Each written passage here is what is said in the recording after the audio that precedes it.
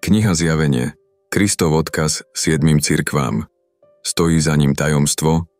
Aké? Kniha Zjavenie je posledná biblická kniha. Napísal ju apoštol Ján, najmladší z Kristových učeníkov pod jeho inšpiráciou. Kniha Zjavenie je napísaná v prorockých obrazoch a symboloch, preto je veľmi náročné jej porozumieť. Ja sa dnes chcem zaoberať jej prvými kapitolami, kde Ježiš Kristus prehovára k 7 cirkvám. V Biblii je číslo 7 číslom dokonalej celistvosti, symbolom dokonalého zakončenia, preto som si istý, že Kristus prehovára ku všetkým cirkevným zborom sveta. Poďme si teda ukázať, čo Kristus odkazuje všetkým zborom. Prvým zborom je zbor v Efeze. Tento zbor bol nesmierne zásadný a prísny. Skúšal ľudí a keď neúspeli v skúške, vyhlásil ich za zlých. Mnoho pre Krista vytrpel a zachoval si vieru.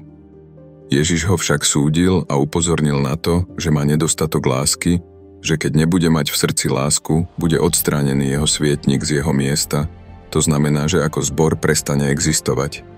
Nie je to prípady mnohých ľudí dnes? Dodržujú prísne náboženské zásady, ale nemajú v srdciach lásku. Ich prísne zásady sú potom márne. Druhým zborom je zbor v Smyrne. Tomuto zboru Ježiš odkazuje toto. Poznám tvoje súženie aj chudobu, ale si bohatý. Poznám i rúhanie tých, čo hovoria o sebe, že sú Židia, no nie sú. Sú však synagógou Satana. Neboj sa toho, čo máš vytrpieť. Hľa, diabol niektorých z vás uvrhne do väzenia, aby ste prešli skúškou a budete sužovaní 10 dní. Buď verný až do smrti a dám ti veniec života. Tu Ježiš poukazuje na to, že niektorí kresťania budú musieť zvládnuť trápenie a skúšky. Tomuto zboru Ježiš nič nevyčíta, len mu hovorí, aby zostal verný do smrti a získal korunu života. 10 dní pravdepodobne znamená 10 rokov, nie je však vylúčené, že takíto kresťania budú celý terajší život sužováni. Tretím zborom je zbor v Pergame a tomuto zboru Ježiš odkazuje toto. Viem, kde bývaš tam, kde je trón Satana. Ale pridržaš sa môjho mena a nezaprel si vieru vo mňa ani v dňoch Antipasa, ktorý je môj verný svedok a ktorého zabili u vás, kde býva Satan.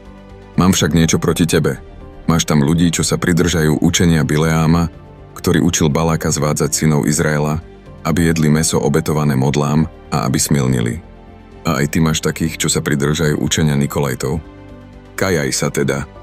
Ak však nie, čoskoro k tebe prídem a budem bojovať proti nim mečom svojich úst. Tu vidíme, že niektorí kresťania si zachovávajú vieru v Krista, i keď sú obklopení diablom a jeho démonmi a sú obklopení aj ľuďmi, ktorí majú bludné sektárske určenie. Ježiš tomuto zboru odkazuje, aby sa kajali a nenasledovali bludné sekty Antikrista.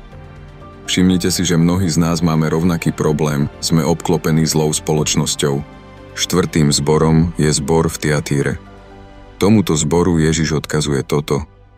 Poznám tvoje skutky, aj tvoju lásku, vieru, službu a vytrvalosť. A viem, že tvoje posledné skutky sú početnejšie než prvé. No mám proti tebe to, že trpíš ženu Izabel, ktorá hovorí o sebe, že je prorokyňa a pritom učí a zvádza mojich služobníkov, aby smilnili a jedli mäso obetované modlám. Dal som jej čas, aby sa kajala, ale ona sa zo svojho smilstva kajať nechce.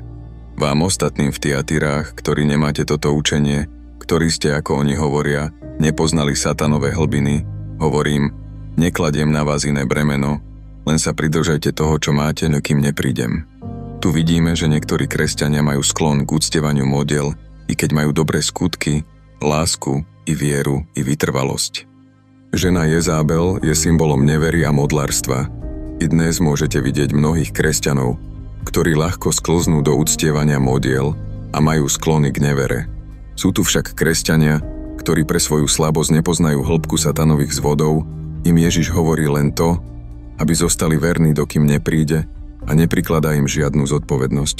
Tu v tomto prípade sa určite mnohí z nás nájdu. Zostávajú ešte 3 odkazy 3 cirkevným zborom v Sardách, Filadelfii a Laodicei. Zbor v Sardách Ježiš vyzval k tomu, aby ožil a posilnil, čo už umiera, pretože jeho skutky neboli dobré. Zbor vo Filadelfii.